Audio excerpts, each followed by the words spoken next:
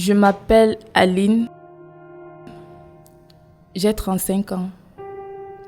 J'étais une femme comme tant d'autres.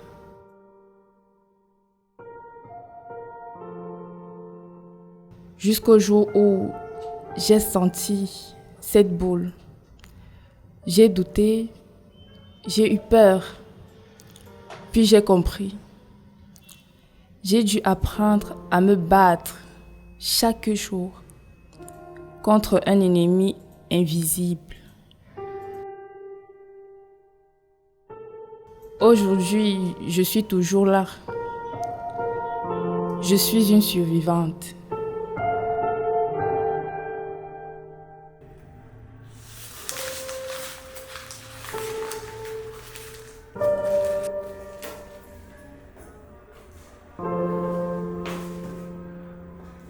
Et je témoigne pour que d'autres aient, elles aussi, une chance de survivre.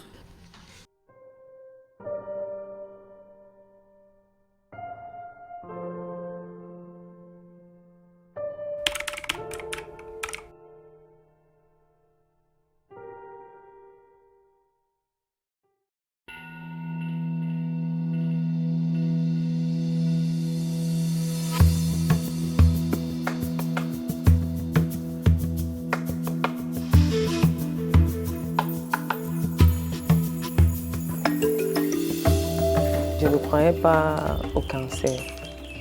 Je savais que non. Moi, je suivais seulement la radio dans les films et je voyais comment les gens sont atteints de cancer.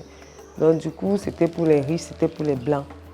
Mais le jour où on m'a diagnostiqué de cancer, c'est où j'ai compris que le cancer, c'est pour tout le monde. Noir, blanc, pauvre, riche. Tout le monde peut être atteint de cancer.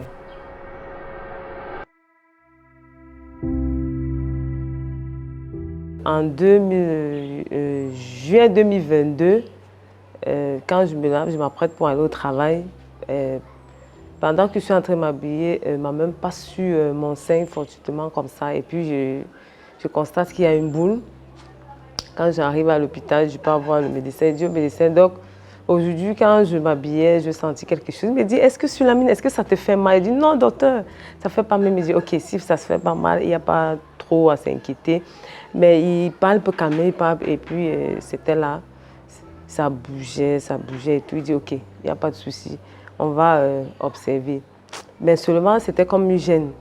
Une semaine après, je suis de sang, il n'y a pas de douleur. Je repars encore, il me dit, mais là maintenant, je commence à aller, je fais des examens, je peux me faire consulter chez le gynécologue. Je fais les examens. Premier examen, on dit que c'est un kyste. Et on me programme une petite chirurgie pour enlever le kyste. On enlève le kyste, on envoie à l'anapathe. L'anapathe revient que c'est toujours que c'était un kyste, donc il n'y a pas lieu de s'inquiéter. Mais seulement la cicatrisation n'était pas normale, elle était tellement compacte comme le ciment. Alors je décide de changer d'hôpital et dis non. Comme on m'a dit là-bas et tout. Enfin, même d'échanger, je suis encore repartie là-bas. Ils ont examiné, ils ont dit non, Tsunami, il faut observer, tu t'inquiètes trop tôt, c'est pas. Vas-y, je suis rentrée. Quand je rentre, j'explique à ma belle-sœur, elle me dit non, il faut changer, va un peu ailleurs. Je peux avoir un autre gynécologue. Quand il voit, lui, il pense plutôt à un abcès, ma mère, il m'envoie faire des examens un peu plus approfondis. Je pars, je fais. Après, je reviens avec les résultats. Il m'envoie encore faire une biopsie. Je fais la biopsie. Là-bas, la clinique me dit que, OK, on va envoyer. Ça va prendre du temps, ça va prendre peut-être une semaine. Si tu es prête financièrement et tout. J'ai dit, OK. Je fais l'examen. Après 2 semaines, je repars et prends l'examen. Et quand j'arrive, on me donne le résultat de mes examens, que je découvre qu'un cancer, un carcinome mammaire à 95%. Donc, lors d'un retour d'une cérémonie dans un village, j'ai ressenti une sensation bizarre au niveau de mon sein droit. Donc, comme une démangeaison. Je démangeais donc. Un cœur m'a dit appuie. J'ai donc appuyé. Il y a un liquide jaune qui sortait de ce sein. J'ai dit ah, ça c'est encore quoi ça? J'ai essayé de fouiller. Directement, je suis tombée sur une boule. une boule énorme. Elle était vraiment énorme. Moi, j'ai eu peur. J'ai donc commencé à faire des examens. Je suis partie voir un gynécologue à l'hôpital de la Caisse. Elle m'a prescrit d'abord de faire un examen là pour vérifier la prolactine. Pour savoir pourquoi ce liquide jaune sort et que parfois d'autres gens, c'est normal chez certaines personnes. On a essayé de voir, elle a vu que dans la prolactine est normale. C'est pour ça qu'elle m'a donc prescrit un autre examen à faire. J'ai fait l'écho mammaire, oui. Arrivé dans l'écho mammaire, c'est où mon cœur est sorti, quoi. Parce que la dame là, quand elle faisait l'écho mammaire, elle a commencé à me faire peur. Que non, on va voir docteur. Tu dis qu'il faut que tu retires ça le plus tôt possible. J'ai paniqué, j'ai dit que voilà, lui, si on dit à retirer, c'est que c'est quelque chose qui n'est pas bien. Je crois au départ que peut-être ça peut être un abcès, peut-être on va juste ouvrir et retirer. Après, ça va passer, mais ce n'était pas le cas. Après l'écho mammaire, je suis donc partie montrer les résultats au médecin. Je lui ai dit, elle m'a envoyé faire la biopsie là-bas. Donc j'ai fait la biopsie. La cathédrale m'a maintenant envoyé au centre Pasteur pour étudier les prélèvements qu'ils ont eu à faire. Donc, au centre Pasteur, ça prenait 1 mois pour sortir. Donc, fin janvier 2021, je pars pour prendre mes résultats. J'étais curieuse parce que je voulais vraiment savoir ce qu'il y a dans l'enveloppe là. J'ouvre, donc je lis. On dit vous avez un carcinome calcifère de grade 2. Directement, j'entre d'abord sur le net, je commence à fouiller, que ça veut dire quoi. Je vois que non, ça c'est un cancer. Mon cœur a failli s'arrêter à l'instant. Je crois que tout est devenu sombre autour de moi. Peut-être dit, je n'ai rien compris. À l'instant là, je n'avais pas besoin de prendre le thé minceur pour maigrir. Je crois que j'ai maigri de 20 kilos et j'ai perdu tout à petit. Je voyais comme ma vie devait s'arrêter, En fait, je me voyais déjà près de la mort. Les résultats de l'autre côté devaient sortir peut-être vendredi. J'ai appelé une de mes filles que j'avais adoptée, fille collègue. J'ai dit, va prendre. Mon grand frère dit que ne lis pas, machin, tout et tout. J'ai appelé ma collègue par derrière, j'ai dit, dès que tu prends, tu ouvres, tu lis et tu m'envoies ça par WhatsApp. Elle a envoyé, quand le résultat est venu, mon grand frère sortait, il avait une conférence, il s'est passé. Il a envoyé au professeur. Quand le professeur a vu, il a dit que non, elle ne part plus. Là, on commence la chimio lundi. Je devais être forte, il fallait gérer et mon mari, et les petits-enfants, et ma mère. Il faut rappeler un cancer métastasé.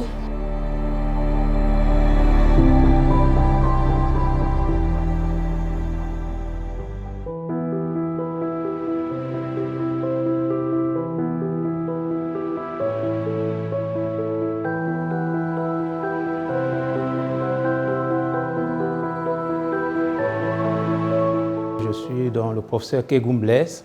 Je suis agrégé des universités françaises en médecine humaine. Je suis cancérologue et chef de service ici au CHU de Yaoundé. Et il faut dire que le cancer du sein, c'est le premier cancer chez la femme camerounaise. Il n'est pas seulement fréquent au Cameroun, hein. C'est un cancer dont on ne connaît pas la cause. Donc il est fréquent chez toutes les femmes du monde entier. Le nombre de nouveaux cas de cancer qu'on dépiste dans la population chaque année est de 20 000. Donc on a jusqu'à 20 000 nouveaux cas de cancer chaque année et le cancer du sein est le premier cancer dans la population, représentant donc un cas de cancer avec plus de 4 500 nouveaux cas chaque année. Je suis le professeur Essiben Félix, je suis gynécologue obstétricien, le chef de l'unité maternité principale de l'hôpital central de Yaoundé. Le cancer du sein est une maladie du sein qui est caractérisée par une multiplication anormale et incontrôlée des cellules du sein qui vont aboutir à la formation d'une tumeur maligne. Les signes les plus courants du cancer du sein sont au nombre de 4. Le principal est la formation d'une masse, d'une boule au niveau du sein. Ensuite, on peut également observer une déformation au niveau du sein on a des seins qui ont des tailles différentes, une augmentation de la taille ou une rétraction du sein qui est atteint par la maladie. On décrit également un écoulement au niveau du mamelon, du téton. Cet écoulement peut être du pus ou alors du sang. Et on peut également décrire des douleurs diffuses au niveau du sein qui est atteint. Il est bien pour les femmes de s'auto-dépister par ce qu'on appelle une autopalpation des seins. On conseille à ce que les femmes le fassent elles-mêmes de façon mensuelle. Lorsque cette autopalpation ne peut pas se faire ou alors on constate qu'il y a une anomalie, on conseille aux femmes de faire un examen des seins par un personnel qualifié.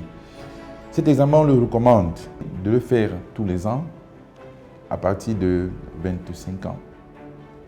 Lorsqu'il y a un problème par rapport à cet examen, le personnel va prescrire une radiographie des seins qui est la mammographie et ou une échographie. La mammographie est conseillée à partir de l'âge de 45 ans et si elle est négative tous les 2 ans.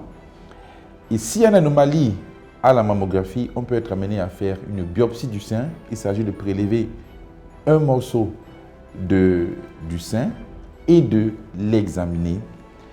Au décours de cet examen-là, on pourra dire s'il y a ou pas un cancer.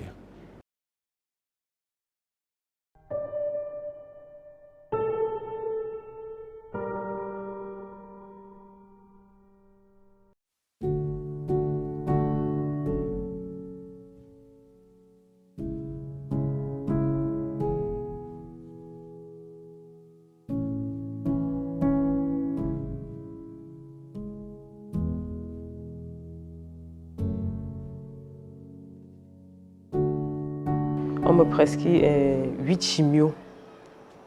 Le médecin me dit, bon, je pouvais couper avant que tu fasses la chimio. Mais moi, je préfère que tu fasses d'abord la chimio comme ça.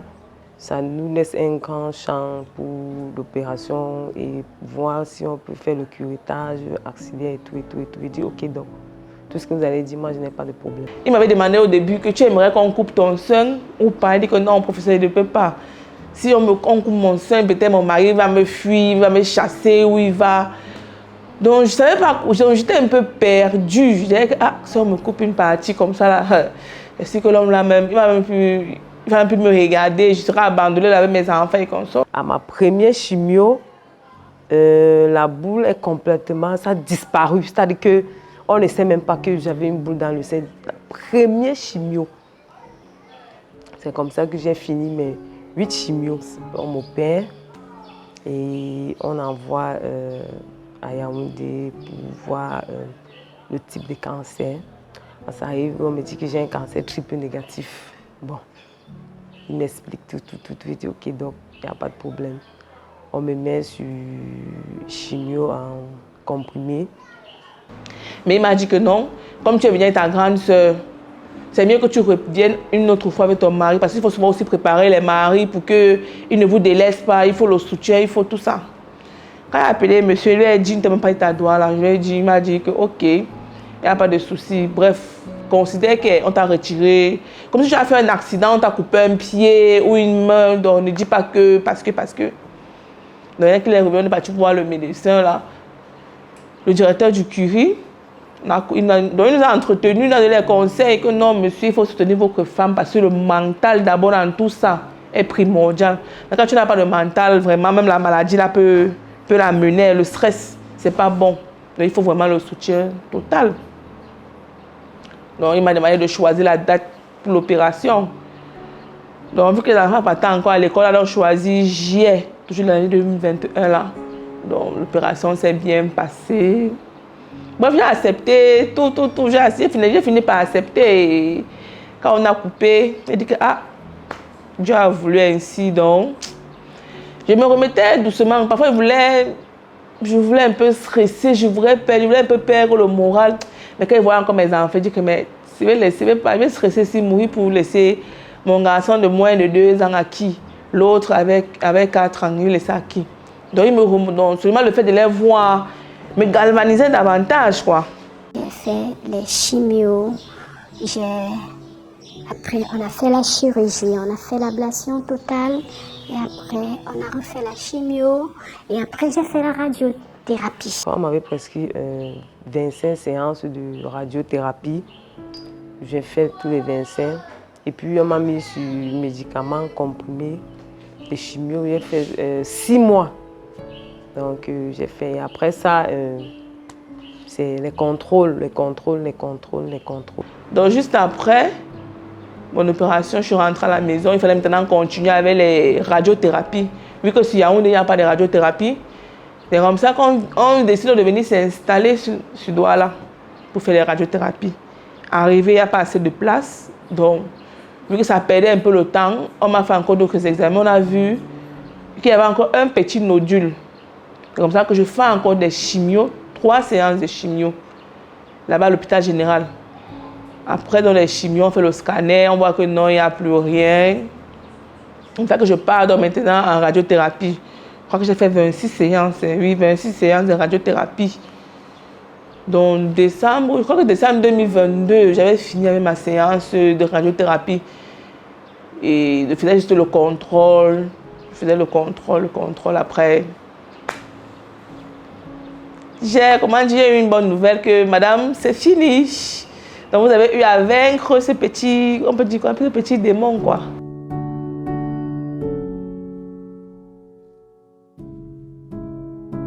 Globalement, nous avons 3 grands moyens de traitement. Le premier de tous, c'est la chirurgie. L'extirpation de la maladie chirurgicalement.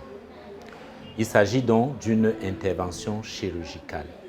La deuxième modalité par ordre chronologique qui est apparue dans l'arsenal thérapeutique, c'est ce que l'on appelle la radiothérapie. C'est un traitement qui consiste à exposer le site de la chirurgie au rayonnement ionisant. Et la troisième modalité, c'est la modalité la plus récente, mais c'est aussi la modalité la plus complexe, c'est ce que l'on appelle la chimiothérapie.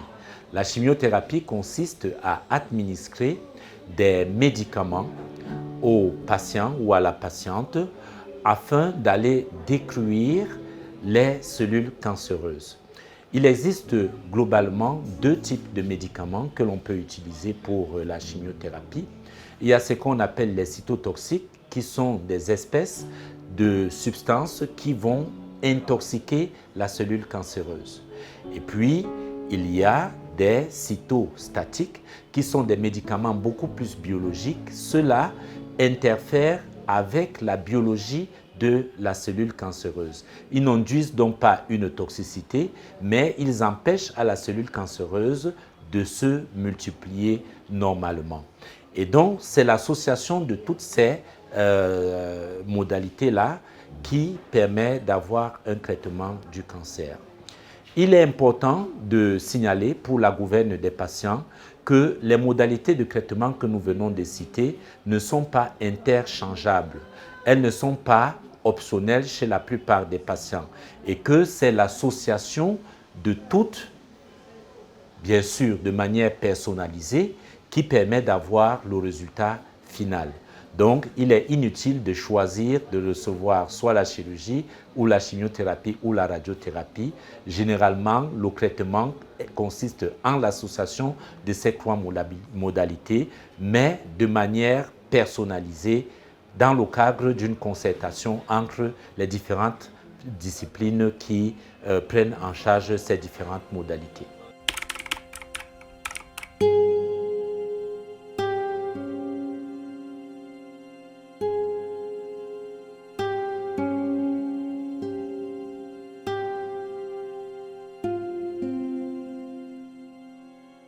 Je conseille à toutes mes jeunes sœurs de faire l'effort de se dépister à temps. Parce que plus tu te dépistes tôt, plus tu as la possibilité de vite guérir. Donc, vu qu'il y a les campagnes de sensibilisation, n'ayez pas peur, faites-vous dépister. Même si vous découvrez que vous êtes malade, ce n'est pas une fin en soi, c'est pas, comment dire, c'est pas une malédiction. Plusieurs personnes guérissent. Le challenge que nous avons pour le cancer du sein et aussi même pour le cancer de la prostate, c'est que les malades n'arrivent pas tôt.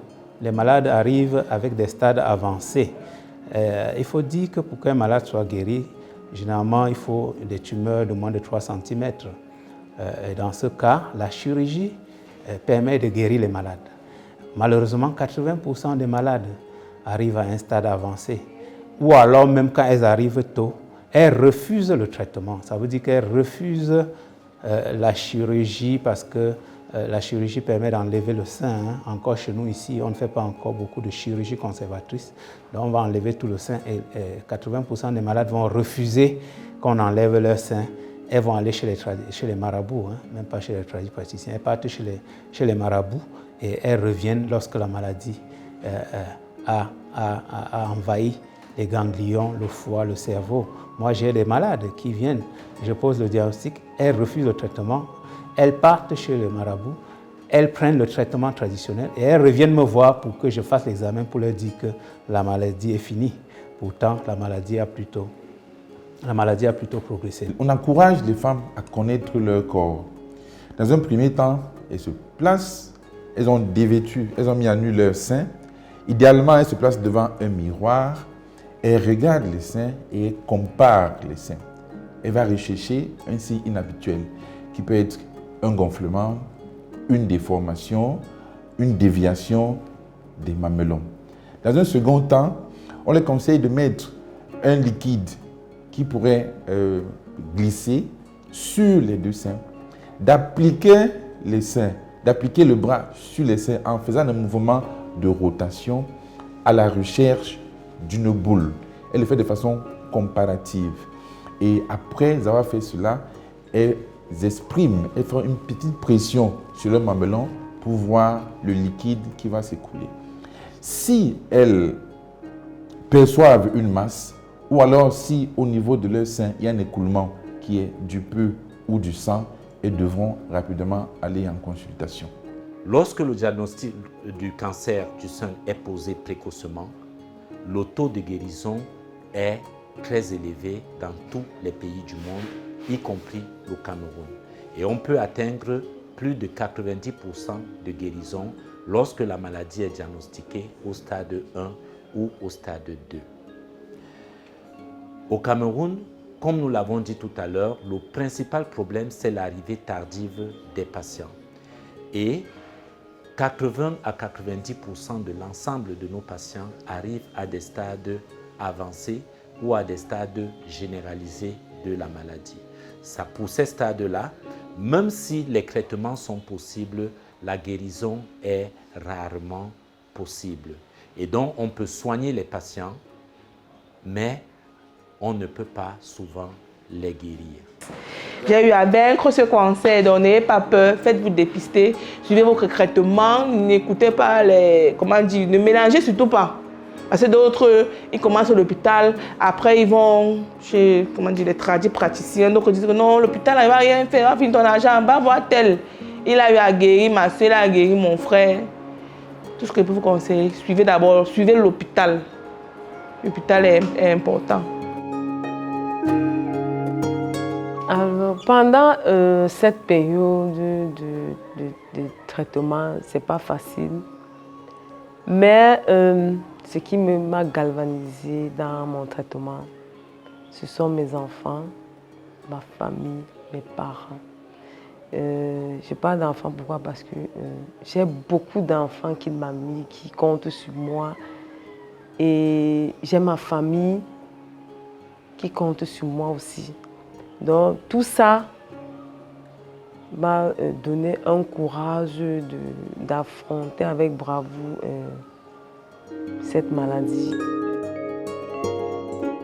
Chez moi, si on a amputé, c'est parce que c'était à un stade avancé, mais je suis vivante. Chez d'autres, on n'ampute pas.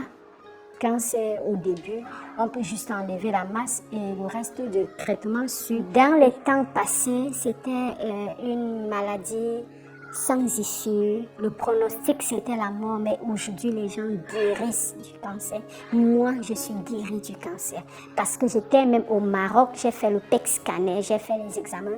Tous mes examens sont revenus nickel. Et je vous assure, on guérit du cancer. Je suis vraiment une preuve palpable.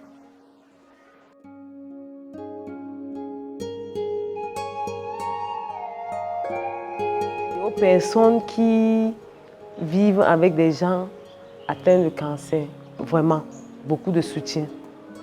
Beaucoup de soutien. Aidez-les, accompagnez-les positivement parce que c'est ça qui va leur donner du courage. De ne pas les juger, de les soutenir. Donc, de ne pas dire ah, tu pleures trop la maladie, tu fais ceci, ça fait vraiment mal. C'est pas facile parce que la chimio, là, ça dérange. Tu vois, tes ongles deviennent noirs, tu vois ta paume de main. Donc, tu subis toute une transformation. C'était vraiment pas facile. Et comme il y avait les enfants à bas âge, elles ne pouvaient pas s'en occuper et tout. Donc, on faisait l'effort pour que les enfants ne puissent pas constater le traumatisme qu'elles vivaient. Donc, on essayait tout autour d'elle, de la porter le soutien qu'on pouvait, de la reconforter comme on pouvait, mais ce n'était pas facile vraiment. Vraiment pas du tout, parce que moi-même par moments je me cachais, je pleurais à sa place. Parce que d'apprendre ça, de voir la manière à laquelle elle surmontait les épreuves, c'était vraiment difficile en fait. C'était vraiment difficile. Donc le jour où on devait même l'opérer, toute la nuit là, on n'a pas dormi, toute la nuit. J'étais seulement en prière en disant que Seigneur, qu'est-ce qui va se passer? Et comme Dieu est Dieu, ce jour, ça s'est bien passé.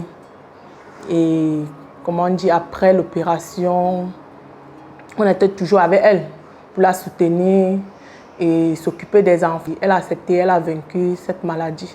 Elle était vraiment très forte durant tout le processus de sa maladie, très forte. Parce que même nous-mêmes, quand on voulait même craquer, quand on voulait même pleurer, elle disait que non, vous pleurez, pourquoi? Vous avez peur de quoi? C'est que si le Seigneur a permis que je découvre ça à temps et le Seigneur va aider que je puisse vaincre cette maladie.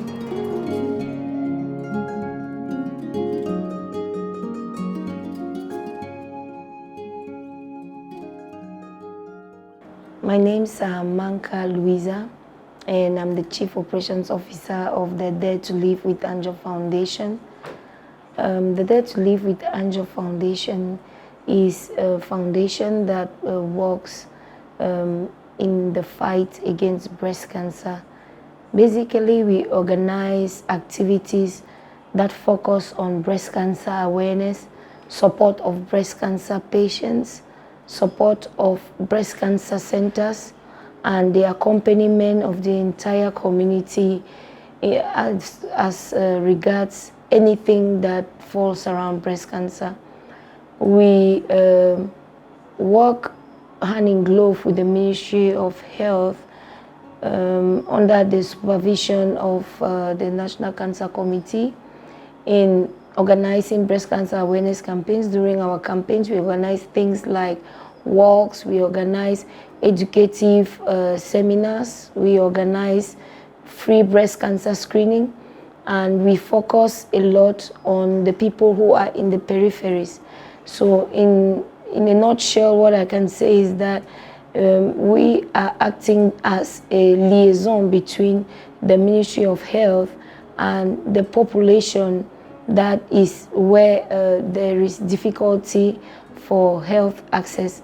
We also noticed that Cameroon in the suburbs is not very literate about issues concerning breast cancer. So we've been going into the peripheries, taking to the population a door-to-door message, educating them on breast cancer, teaching them how to do their breast self-exams, because prevention is better than cure, and as we popularly say in most of our slogans, early detection saves lives. Le rôle de l'État, c'est d'avoir construit des hôpitaux comme celui-ci, comme le CHU, comme l'hôpital général, comme les hôpitaux de référence. Et comme je vous dis, lorsque la femme se présente dans n'importe quel hôpital de référence avec une tumeur de moins de 3 cm, elle peut être guérie parce qu'on a une centaine de chirurgiens qui savent enlever les tumeurs. Maintenant, la balle est peut-être dans le camp des malades qui refusent le traitement, qui refusent de se présenter tôt ou qui alors préfèrent aller chez les marabouts. Sans oublier que nous avons l'hôpital général de Douala, nous avons l'hôpital général de Yaoundé, où l'État a mis en place, par exemple à Douala, une subvention qui permet aux patients de faire la radiothérapie à 50 000 francs CFA, donc pour tout le traitement. Donc l'État subventionne ces radiothérapies. Et pour l'année 2025, l'État a démarré, a fait les études d'architecture pour la construction de l'Institut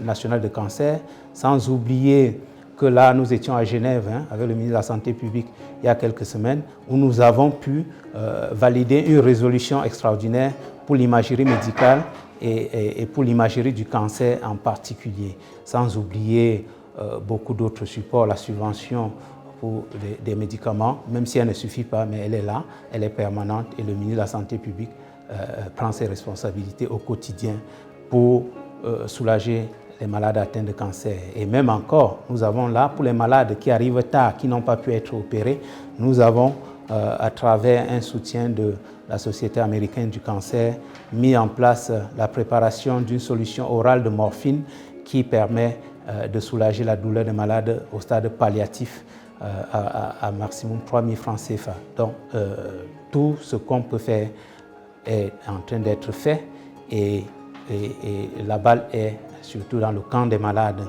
et des marabouts qui continuent à détourner pas mal de patients. Et que ceux qui ne sont pas encore malades puissent se servir de nous qui sommes passés par là et être préventifs. Moi, j'ai été diagnostiquée d'un cancer à stade avancé métastasé. Mais aujourd'hui, je suis en pleine forme et je vaque à mes occupations. Et ce que j'ai fait depuis que je me suis remise, d'autres gens, même avec 10-15 ans, n'ont pas pu le faire. Je suis maman, je suis épouse et je suis personnel de santé. Fais l'effort de se dépister à temps, parce que plus tu te dépistes tôt, plus tu as la possibilité de vite guérir. Vraiment sensibilisons au maximum.